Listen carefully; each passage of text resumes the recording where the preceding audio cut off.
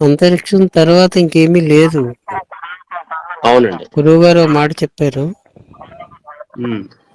ఆకాశం అన్న తర్వాత హ్మ్. అది ఏయో పేర్లతో పిలువబడినా అది ఆకాశమే కదా లెక్కకొస్తుంది అన్నారు. అవును. చిదాకాశం అన్నాము, హ్మ్.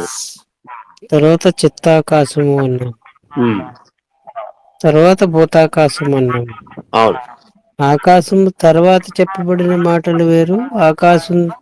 ఆకాశం అని చెప్పేసిన తర్వాత హ్మ్. పేర్లు తేడా కానీ టోటల్ గా ఆకాశం ఉంది అవును. అన్నిటిల్లోని. హ్మ్. భూతాకాశం అన్నప్పుడు ఆకాశం ఉంది, హ్మ్. చిత్తాకాశము అన్నప్పుడు ఆకాశం ఉంది, హ్మ్. చిదాకాశము అన్నప్పుడు ఆకాశం ఉంది. ఆకాశంలో ఉన్న వాటి గురించి ఏదైనా వివరణ ఉంటుంది కానీ ఆకాశం గురించి వివరణ ఏమీ ఉండదు. అవును. ఇంకా ఉంది. మెలకు రాకపోవడం తాను ఎవరుగా ఉన్నారో ఏదిగా ఉన్నారో అది హ్మ్. అంటే అదే మేల్కొన్న తర్వాత ఆకాశంగా ఉంది. అవును. ఆకాశంగా ఉండి చూస్తూ ఉంది తనతో సహా సకలాన్ని. ఆకాశంగా ఉంది కాబట్టి దీనికి మాయాశక్తి అని పేరు. హ్మ్. అంతరిక్షానికి ఏది అవకాశం ఉన్నదో అదే అంతరిక్షంగా మన అందుబాటులో అనుభవంలో ఉంది కాబట్టి దీనికి మాయాశక్తిగా ఉండి హ్మ్. చూస్తూ ఉంది అన్నిటినీ. హ్మ్. అందు గురించి దానికి ఒక మాట చెప్పారు గురువుగారు.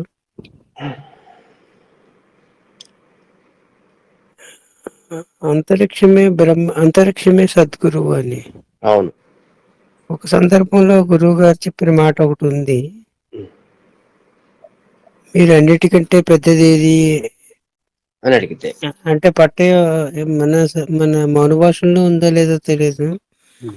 మీ సమక్షంలో ఉన్నట్టు లేదండి. మీ అవును. సమక్షంలో ప్రశాంతంగా హాయిగా ఉంది. బయటకు వచ్చేసరికి మళ్ళీ అలజడులు అన్ని చోటు చేసుకుంటున్నాయి హ్మ్. అని చెప్పినప్పుడు మీ సమక్షం అనేది ఒక వేప చెట్టుకి పసుపు రాసి బొట్టు పెట్టి దేవుడని కొలిసినట్టు ఉంటుంది. హ్మ్. అట్లా కాదు.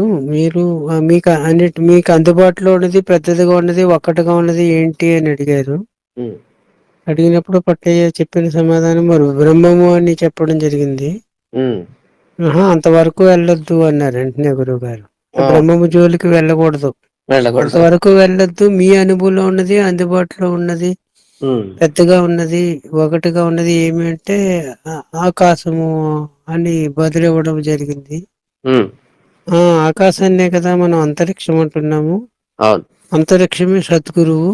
హ్మ్. ఇప్పుడు దాని సమక్షంలోనే ఉండిగా ఉన్నారు కదా, యాహ్! దాంతోటే మాట్లాడుతున్నారు కదా, అప్పుడు మీరు దానికి విడిగా ఎక్కడ ఉన్నారు అన్నారు.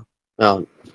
కాబట్టి మనం సద్గురు అని దేవుడని బ్రహ్మమని ఏ ఏ పదాలతో ఉచ్చరించినప్పటికీ అది మనకి అందుబాటులో వచ్చి హ్మ్. ఉన్నది. హ్మ్. అందుబాటులోకి వచ్చి ఆకాశంగా ఉన్నదనమాట అండి. అవును. అందుబాటులో లేని దాని గురించి మనం ఎక్కువ మాట్లాడుకుంటాము కానీ హ్మ్. అందుబాటులో ఉన్న దాని గురించి మనం పట్టించుకోవడం లేదు. అవును. చిత్రం అంటే మీ అనుభవంలో లేని దాని గురించి మాట్లాడుకోమంటే మాట్లాడుకుంటాము. హ్మ్. మీ అనుభవంలోనే ఉంది ఆకాశం. అదే సద్గురు అని, అదే బ్రహ్మం అని, అదే భగవంతుడని హ్మ్. మీరు ఏ పేరు పెట్టుకున్నా సరే హ్మ్. అంతరిక్షమే సద్గురు. అవును. అంతరిక్షానికి మాట్లాడే శక్తి లేకపోతే అంతరిక్షంలో ఉన్నది ఎట్లా మాట్లాడుతుంది అన్న సందర్భం కూడా ఉంది. హ్మ్. అదే మాట్లాడుతుందని హ్మ్. మీరు వింటున్నారు, నేను మాట్లాడుతున్నాను అని వ్యవహారానికి వచ్చి చెప్పుకున్నప్పటికీ హ్మ్. ఎవరు అంతరిక్షమే ఈ ఉపాధి ద్వారా మాట్లాడుతుంది, అంతరిక్షమే ఆ ఉపాధి ద్వారా వింటుంది అన్నారు ఆ! గురువు గారు హ్మ్. మరొక సందర్భంలో. హ్మ్. కాబట్టి వ్యక్తిగా వింటున్నాను అనుకున్నప్పుడు వ్యక్తి లెక్కకు వస్తుంది, అది హ్మ్. భగవంతుడు అవుతున్నాడు. హ్మ్. వ్యక్తికి ఎడంగా సాక్షిగా ఉండి చూసినప్పుడు ఆ సాక్షిగా ఉన్నది అంతరిక్షము లెక్కకు వస్తుంది అనమాట అండి. హుహు. అదే చూస్తుంది, అదే వింటుంది, అదే మాట్లాడుతుంది.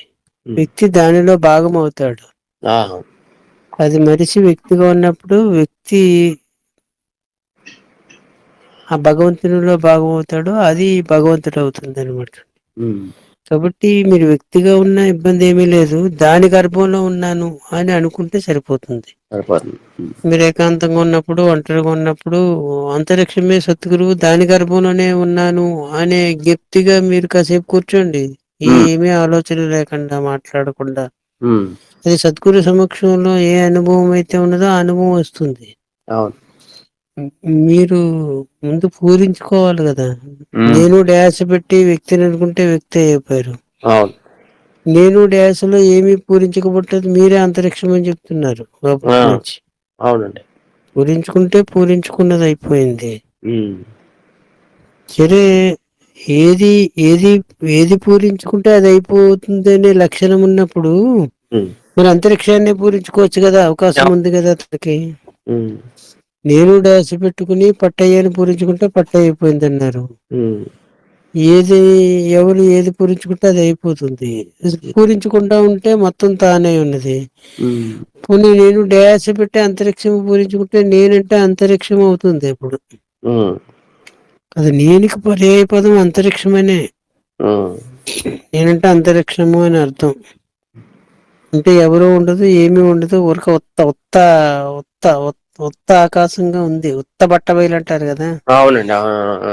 ఉత్త బట్ట బయలు అనడానికి కారణం అది. అక్కడ ఏమీ లేదు, ఎవరు లేరు. కానీ ఉన్నది. హ్మ్.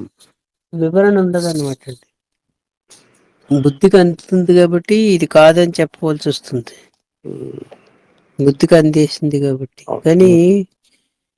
ఈ ఈ ఈ ఈ బుద్ధికి అందనిది ఏదైతే ఉన్నదో అది కూడా ఆకాశంగానే ఉంది. ఆ! అదే మేల్కొన్న తర్వాత మనం భూతాకాశంగా అనుభవిస్తున్నాము అని చెప్పారు. హ్మ్. అట్లాంటి సందర్భంలో చెప్పుకున్న మాటల్లో మాత్ అంటారే, ఇది అహం స్వరూపమేనా అంటే ఏ పేరైనా పెట్టుకోండి, ప్రాసెస్ ఇది అని అవును. కొన్ని మాటలు చెప్పి ఇక్కడ చెప్పడం జరిగింది. హ్మ్.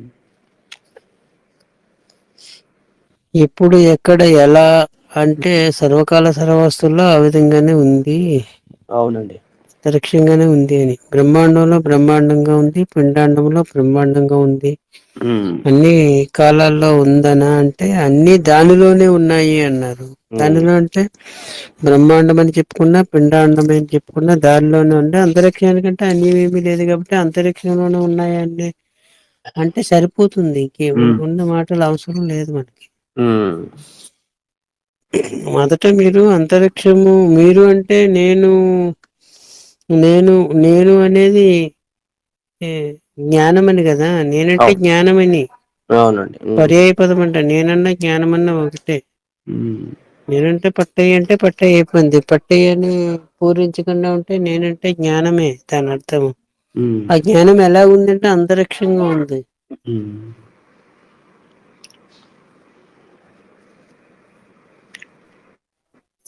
అంతరిక్షంగా ఉన్నాను అని చెప్తున్నప్పుడు అంతరిక్షంలో ఉన్న ప్రతిదీ అంతరిక్షమే కదా! అవును. హ్మ్.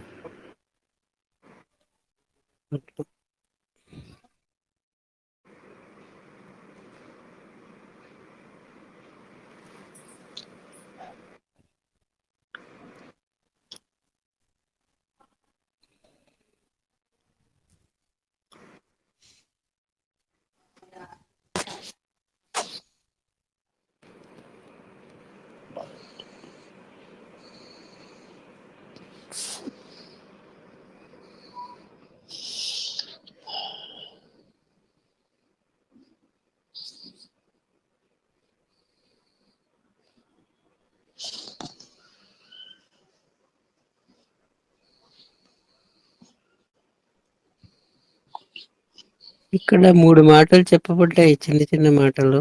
హ్మ్. నాతో సహా ఈ ప్రపంచం నాలో ఉన్నట్టు నాలో పుట్టింది, నాలో ఉంటుంది, హ్మ్. నాలో కలిసిపోతుందని. ఈ నాలో అనేది మొదట పెట్టుకోవాలి. హ్మ్. నాలో హ్మ్. ఈ ప్రపంచం పుట్టింది, పుట్టి నాలో ప్రపంచంలో ఉన్నది, నాలో కలిసిపోతుందని పెట్టుకోవాలి. ఆ నా అనేది ఆకాశం లెక్క వస్తుందనమాట అండి. హ్మ్. అంటే ఆకాశములో అని అర్థము. హ్మ్. అంటే అంతరిక్షముగా ఉన్న తనలో అని అర్థము. హ్మ్. ఆకాశం అంటే ఈ ఆకాశం కాదు, చిదాకాశముగా ఉన్న తనలో అని అర్థము. చిత్తు హ్మ్. కదా! అవునండి. నేను అంటే చిత్ అని అర్థము. నేనుకి పర్యాయ పదము చిత్ అని. చిత్ ఉమ్, అంటే జ్ఞానం అని. ఉమ్, అదే అంతరిక్షంగా ఉంది. ఉమ్, ఆ అంతరిక్షంగా ఉన్న తనలో ఈ ప్రపంచం పుట్టింది, ఉమ్. ప్రపంచం ఉంది, ప్రపంచం లయమైపోతుంది. లైన్ అవుతుంది.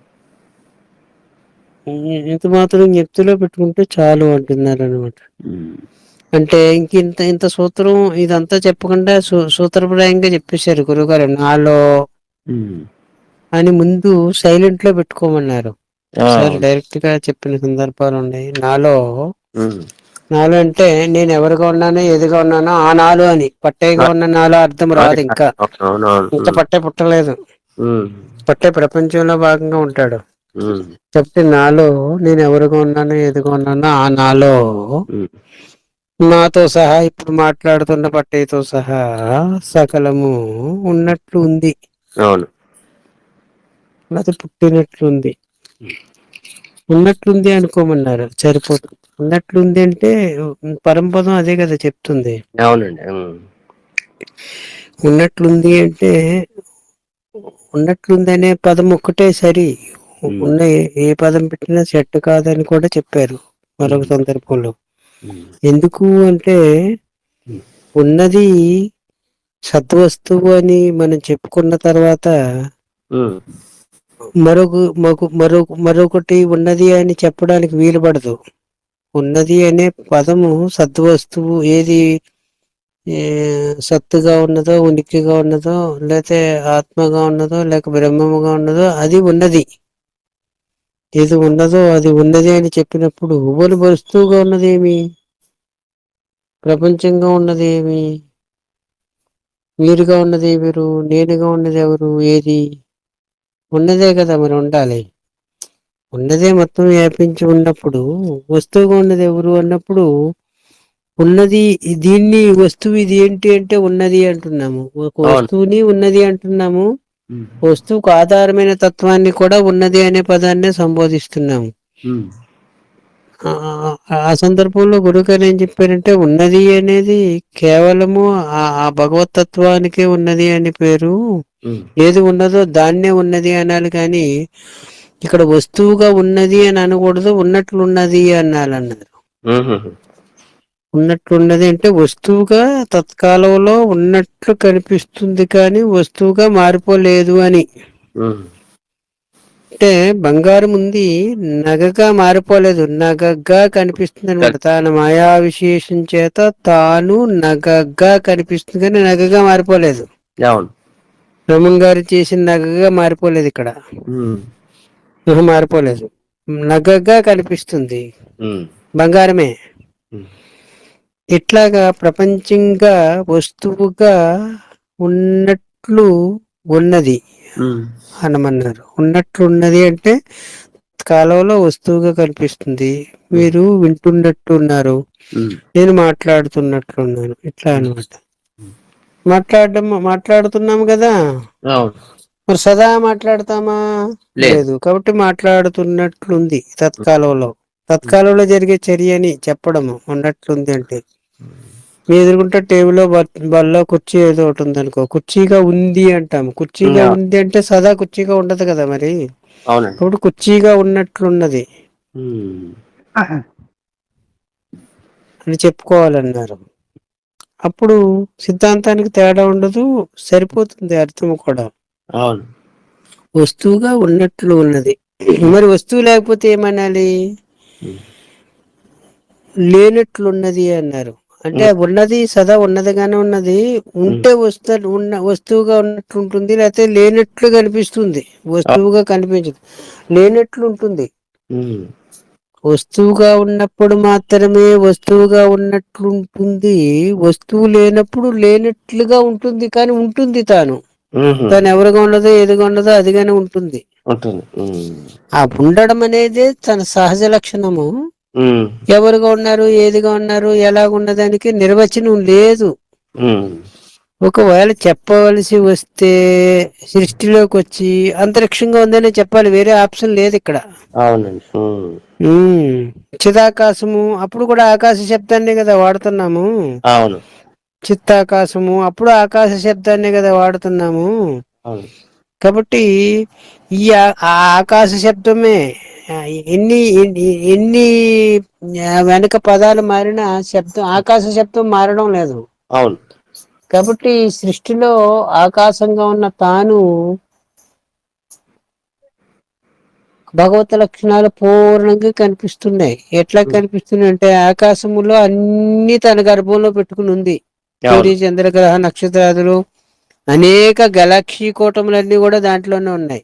ఉమ్, మనకి తెలుస్తుంది, అట్లాగా బుద్ధిగా అందుతుంది. ఉమ్, అలాగని చెప్పేసి అణువులో ఆకాశం లేదా? ఉంది. ఉంది. ఉమ్, ఆ అణువులో జీవించడానికి కావలసినటువంటి వసతి సౌకర్యాన్ని ఉమ్, కావలసినటువంటి స్పేస్ జాగాగా కూడా సూక్ష్మంగా అంత సూక్ష్మంగా తానుంది. అణువుకి అణువు ఉంటే ఉమ్, ఎంత చిన్నగా ఉంటుందో ఆ అణువులో కూడా తానున్నది వ్యాపించి ఆకాశం అనే తత్వము. అవునండి. అప్పుడే అణోరణీయాన్ని అనే మాట పొసుకుతుంది అనమాట. ఉమ్, ఒక అణువు జీవనం కొనసాగించాలంటే దాంట్లో ఆకాశతత్వం ఉండాలి. అవును. ఆకాశతత్వంగా ఉన్నది భగవతత్వమే. ఉమ్, అది ఉనికిగా ఉంది. ఉమ్, ఆ ఉనికే ఇక్కడ మనకి స్పేస్ గా కనిపిస్తుంది అనమాట అండి. కనిపిస్తుంది. ఆ స్పేస్ ఎలాగుందంటే బ్రహ్మాండాలన్నింటినీ తన గర్భంలో పెట్టుకునేదిగా ఉంది. ఉమ్, ఒక అణువుకి అణువుగా ఉన్నటువంటి అణువులో కూడా ఉమ్, తాను స్పేస్ గా ఉన్నది. ఉమ్, కాబట్టి స్పేస్ ఏదైతే ఉన్నదో ఉమ్, అన్నిటికీ అవకాశాన్ని కల్పించే స్పేస్ గా ఉన్నది భగవంతుడని భగవంతుడు. గుర్తిస్తే ఉమ్, ఇప్పుడే ముక్తం అయిపోయినట్టు. ఇప్పుడే మోక్షం కదా. నాకు ఎప్పుడు అవునండి. మోక్షం ఏంటి? మీరు భగవంతుల్లోనే కదా ఉన్నారు. అవును. భగవంతుల్లోనే పుట్టారు, భగవంతుల్లోనే పెరుగుతున్నారు, భగవంతుల్లోనే లైవ్ లెక్క. అయిపోతున్నా. ఉమ్, భగవంతుడికి ఇటుగా ఎక్కడ ఉన్నారు? ఒకవేళ శరీరం అనే భ్రాంతి ఉన్నప్పటికీ ఉమ్, మీరు భగవంతుడికి అన్యంగా లేరు కదా. లేదు. భగవంతుల్లోనే కదా, భగవంతుడి గర్భంలోనే కదా ఉన్నారు. అవును. మీరే కాదు, మీతో సహా సకలము భగవంతుని గర్భంలోనే ఉన్నది. ఉమ్, లేదు, విచారణ చేసి నేను అనే జ్ఞప్తిగా మీరుండి నాచే చూడబడుతుంది అనే జ్ఞప్తి మీకుంటే ఉమ్, ఆ నేను అనేది అంతరిక్షం అవుతుంది. మీ గర్భంలో సకలము లెక్క వస్తుంది చూడ. అనమాట అండి. ఉమ్, నేనుగా ఉంటి ఉమ్, చూస్తే ఉమ్, దృశ్యాన్ని ఉమ్, చూడబడేదాన్ని దృశ్యాన్ని దృశ్యంగా చూసినప్పుడు ఉమ్, ఆ చూచేవాడు చిత్ అవుతుంది అనమాట, సాక్షి అవుతుంది. చిత్తే ఆ చూచే దాని పేరే చిత్తు. చిత్తం. చిత్తే చూస్తుంది. ఉమ్, చిత్తు చూస్తుంది అనమాట. చిత్తు అంటే జ్ఞానమే చూస్తుంది. జ్ఞానం. ఉమ్, ఆ చిత్తు ఎలాగుండి చూస్తుంది అంటే చిత్తు ఆకాశముగా ఉండి చూస్తుంది. చూస్తుంది. ఉమ్, చిత్తు చూస్తుంది. చిత్తు ఆకాశముగా ఉండి చూస్తుంది. ఉమ్, దేన్ని చూస్తుంది? తన గర్భంలో ఉన్నదాన్ని తాను చూస్తుంది. చూస్తు. ఉమ్, కానీ తన గర్భంలో ఉండి తాను చూస్తుంది. ఉమ్, తన గర్భంలో ఉన్న దాంట్లో ఉన్న గర్భంలో ప్రతి గర్భంలోనే తానుంది. తాను లేకుండా అసలు సృష్టి లేదు. సృష్టిలో తను లోవెలి లేకుండా లోవెలి నిండి ప్రకాశిస్తూ ఉంది ఉమ్, అని చెప్పాలి. ఉమ్, ఆ ఉన్నది అనే తత్వము ఆ ఉన్నతికి సంబంధించింది. ఏది చిత్తుగా ఉన్నదో, ఉమ్, ఏది ఉనికిగా ఉన్నదో ఉమ్, అది ఉన్నది. ఉమ్, ఇంకా మిగతాదంతా ఉన్నట్లున్నది, లెక్కకు ఉన్నట్టున్నది. వస్తుంది అనమాట. ఉన్నట్లుంది. ఇప్పుడు మాట్లాడుకున్నట్లుంది. ఉమ్, మాట్లాడుతున్నాము అంటే సదా మాట్లాడుకోవడం లేదు కదా. లేదు. కాసేపు ఉంటే ఈ మాటలు ఉండవు. ఉమ్, ఒకప్పుడు జరుగుతున్నట్లుంది. ఇది ఉమ్, వ్యవహారం అంతా జరుగుతున్నట్లుంది. ఏదో తత్కాలంలో జరుగుతుంది అని. ఉమ్, క్లూ ఎందుకు చేర్చమన్నారంటే తత్కాలంలో జరుగుతుంది అని. సదా లేదు కదా. ఉమ్, సృష్టి అంతా అలాగే ఉంది, సదా లేదు. ఉమ్, తానుంది కాబట్టి తనలో ఈ కథ నడుస్తా ఉందనమాట. సృష్టి కథ అవునండి. ఎలా ఉంది అంటే సినిమా తెర మీద బొమ్మల్లాగే నడుస్తుంది. బొమ్మల్లాగా. నిజం చెప్పానంటే ఉమ్, ఆ ఆ, వర్షం ఉంది, కురుస్తుంది అనుకోండి. ఉమ్, అప్పటికప్పుడే కదా కురుస్తుంది. ఉమ్, అప్పటికప్పుడే మేఘాలు ఆవహించేసి వచ్చేసి వర్షం కురుస్తుంది కదా. ఉమ్, ఇంతకు ముందు పడిన వర్షపు బిందువు వేరు, ఇప్పుడు పడుతున్న ఇప్పుడు వర్షపు పడుతుంది వేరు. బిందువు వేరు, తర్వాత పడుతున్న వర్షపు బిందువు వేరు. ఉమ్, ఎప్పటికప్పుడే ఆ వర్షపు బిందువు నూతనంగానే కదా ఉంది. అవును. వర్షంలో పడే వర్షపు బిందువులు సదా నూతనంగానే ఉంటాయి. ఏ బిందువుకు ఉంటాయి. ఆ బిందే లెక్క. ఉమ్, అదంతా కలిపి ముద్ద కాదు. ఏ వర్షానికి ఆ వర్షం బిందువే. అట్లాగా లైవ్ షోగా ఉందనమాట జీవితం అనేది. ఉమ్. నడుస్తా ఉంది. నడుస్తూ ఉన్నదాన్ని చూస్తూ ఉంది. ఉమ్. ఆ స్తూతూ ఉన్న దాని పేరు తెరగా ఉండి చూస్తుంది. తెర మీద బొమ్మలుగా ఈ వ్యవహారం అంతా సాగుతుంది అనమాట నడుస్తుంది. అండి.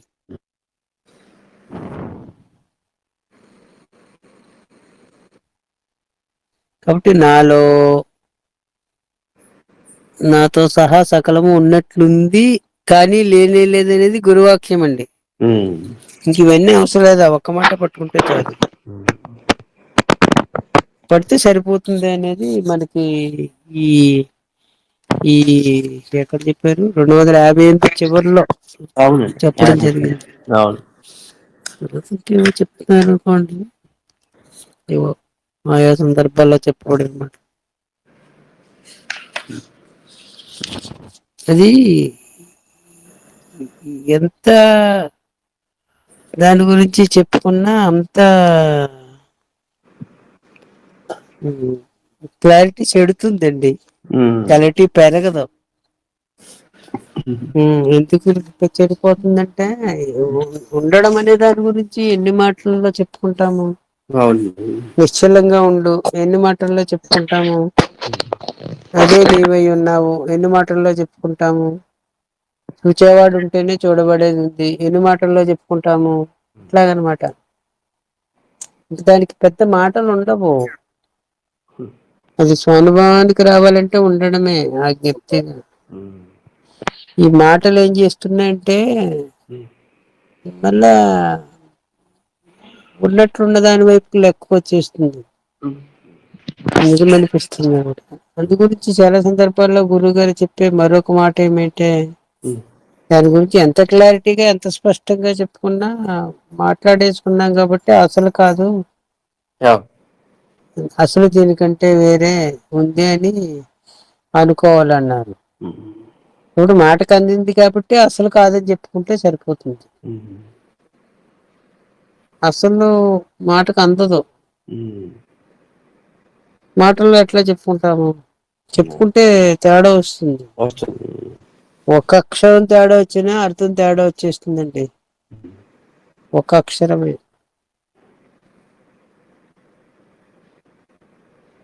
నాలో ఉన్నది అన్నాము, నాలో ఉన్నట్లు ఉన్నది అన్నాము. ఎంత తేడా వచ్చింది. ఉన్నది అన్నా ఉన్నట్లున్నది అన్నా నువ్వు చేస్తే మొత్తం అర్థం మారిపోలేదు. అవునండి.